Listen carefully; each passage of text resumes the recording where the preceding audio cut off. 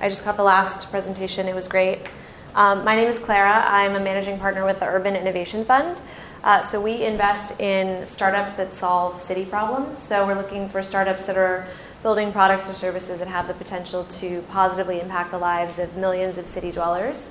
So we'll invest in ed tech, transportation, the future of work. It kind of runs the gamut, but we're a pre-seed and seed stage investor, and we offer capital, but also regulatory support and political guidance to help our companies navigate that space. It's obviously really complicated. If you're a bike share, you need public space permits. If you're selling into a highly regulated school district, that can be complicated. If you're a Lyft, you're like breaking every law known to man. There's a certain level to which you have to engage, and that's really what we're interested in. It looks like my slides are ready. Yes, would you like your clicker? Oh, thank you. I was told this is the optimal place to stand. I'll try and stick here. So it sounds like the conversations so far have really been about how do you get your investors on board, and that's awesome. And I'm here to talk about the next step, which is, okay, you have those investors on board. Now what? How do you move beyond fundraising and really build trust with your investors and a long-term relationship with the investors so that you don't get fired, for example, as was mentioned earlier. So again, just a little background, the Urban Innovation Fund. I'm a co-founder and managing partner. We launched the fund this past summer. Previously, I was the co-founder of an accelerator called Tummel, which also invested in the same types of companies. Companies like Chariot, which you might see all around the city, Neighborly, which is a crowd investing platform for muni bonds, all focused on city problems. I think we incubated 38 companies, and we're investing in 25 companies out of the new fund. So it's safe to say we've seen the good and the bad and the ugly in terms of startup investor relationships. And so I thought it would be helpful to kind of walk through some of the best practices that I've observed over the years, so you guys can think really thoughtfully about the best ways to engage with your investors. So let's just start from the beginning. Say you raised a seed round.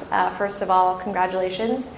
Seriously, raising a pre-seed or a seed stage round or any round really, is a huge lift. So seriously, congratulations to you. That's fantastic. I would say that a few things do remain true regardless of how much you raised or what kind of investors you raised from or even what stage you're at. And the things that are true are, one, you still have a business to build, and two, you're probably going to have to raise again. So it's really important to figure out how to transition your relationship from the negotiation stage to a really productive business relationship. And to do that, I think it's really helpful to kind of bucket the folks that you're engaging with into a few categories. The first are your lead investors, or if you don't have a lead investor, then your larger investors, all of your other investors, and then those investors who passed but who might be a good fit for your future rounds. And the thing to remember here is that you're definitely going to need all of them. Again, they can help you with so many things. They can help you with business development, whether it's customer interviews. Maybe they can help you with a strategic hiring decision. Maybe they have some random issue area expertise that can be really useful to you. They can help you with other investors, either serving as a reference or perhaps introducing you to some folks that you don't already know. They can participate in future rounds, either as a direct investment or perhaps helping you with a bridge round when things aren't going so well. And of course, not all investors can help you with all of these things. Many of them can't help you with anything. But this is one of those situations where you really want to leave no stone unturned. Now is the time to be proactive and keep those investors engaged in you and your company. And the best way to do that, in my opinion at least, is to put one person in charge. And ideally, that person should be a founder. And the reason for that is that a founder is most likely to have the kind of information that your investors want access to. And also, this is really an ongoing relationship. You could have a relationship with an investor for 6 years, 8 years, 10 years.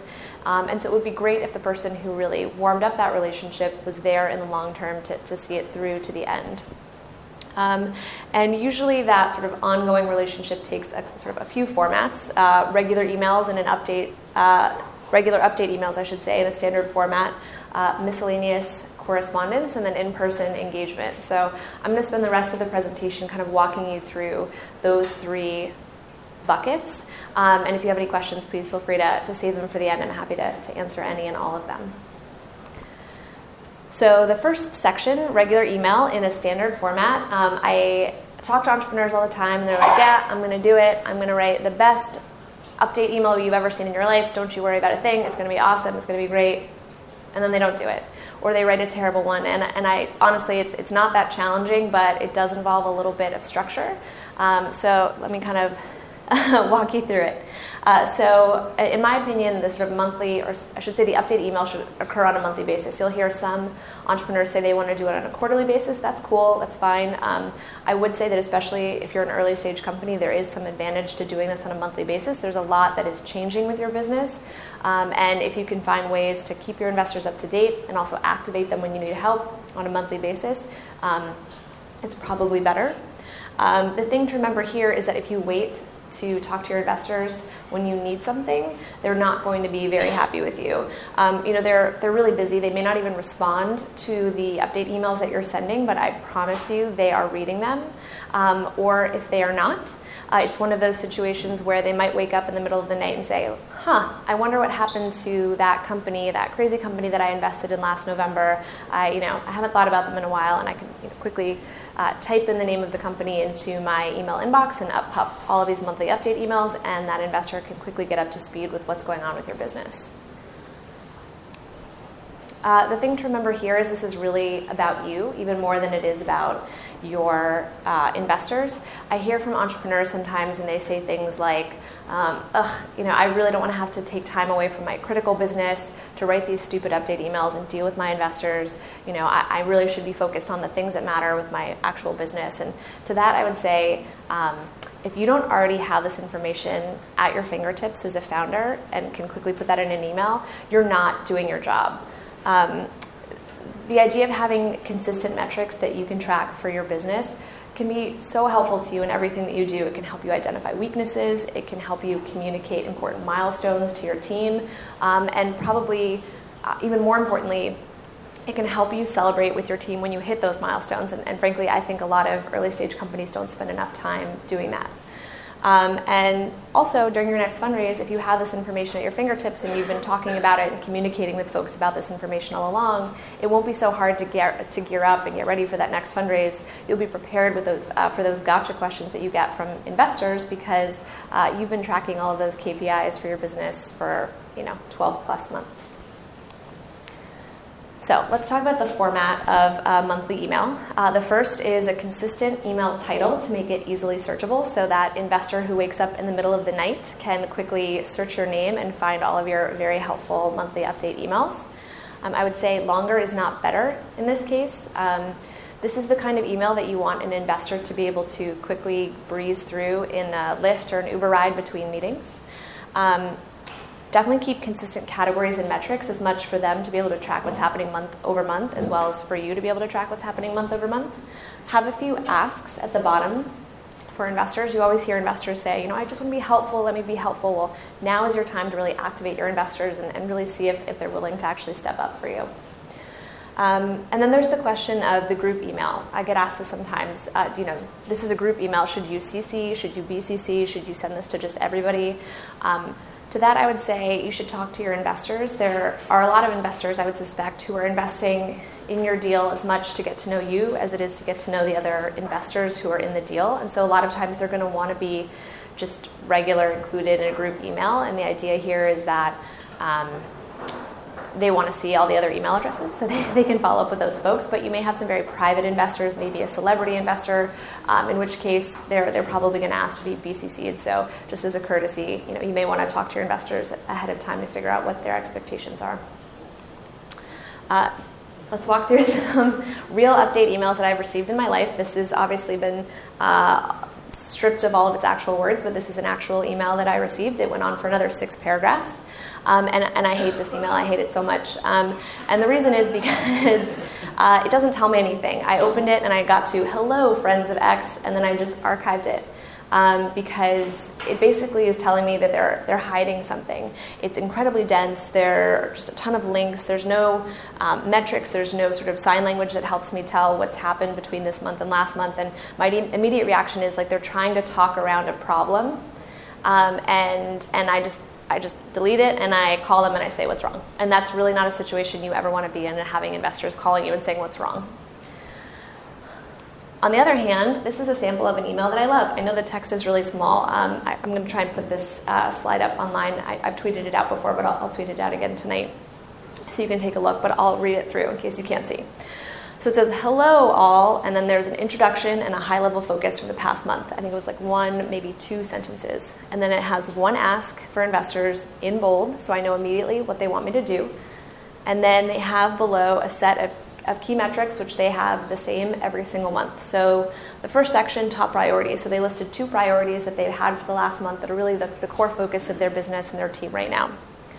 Then they have a section on product. It says we've made, TBD product updates. See them at this link, and it has a hyperlink. So I can immediately tell what they've been doing. It gets me excited because I can see their product changing over time, and it's a great way to kind of get people a little bit more familiar with your product. And then my favorite section, money in the bank. This is the most important section for me as an investor. It lets me know that you will have enough money to be around next month to write me another monthly update email. It says we have X dollars in the bank. This gives us a runway of Y months at our current burn rate. And I think they include some other updates, if it's relevant, if they're fundraising, for example, or maybe they're taking out a line of credit. They can make a little note about that. In this particular email, next came the KPIs. So one KPI that I would strongly suggest you include no matter what is your revenue. Ultimately, you are a for-profit business. You should be driving real revenue. And so here they have revenue last month versus revenue this month. And their other metric that they chose that was sort of key to their business was, it looks like, monthly active users. So they said, last month's monthly active users versus this month's monthly active users. And then they had a catch-all section at the bottom. In this case, I think they included a big win, so something that had happened with their business, a press article that had recently come out that they were excited to share. And then they had some random other update. I think in this case, it was a strategic firing, which was really interesting, as an investor, to hear that you're sort of thinking very carefully about the composition of your pretty small team. So that was pretty interesting to me. But the question is, what if things are bad? What if you don't have a great article to share with investors, or maybe the strategic firing was really terrible and you don't want to talk about it? I would say to that, you have a few options. You can send out that long, rambly email and kind of talk through and why and around all the reasons why it's not really a problem. And to that, I would say, I'm going to read it and I'm going to know that something is wrong, and I'm really not going to be happy. So I would suggest you stay away from emails like that. You could just not email, in which case your investors are going to either be unhappy with you because they're going to say, why aren't you sending this regular email? Or they're just going to forget about you. So I would just say, bite the bullet. If things are going poorly, now is the time to fix it. And if you can, very succinctly share with your investors what's going on and activate them in some kind of meaningful way, that's probably your best shot to resolving that particular challenge. Now, what about investors who passed? Well, if you have investors who passed, but who you really think might be a good fit for future rounds, I think you should keep talking with them, and a standard update email for them as well could be very useful. In this case, quarterly is probably sufficient, and this is not one of those things where you want to share the good, the bad, and the ugly of your business. It's really just an opportunity for you to get these folks excited, share some high-level sort of vision around your business and your progress, so that when it comes time to pitching them again, they remember who you are, and perhaps they have a little bit more insight into the sort of ins and outs of your actual business.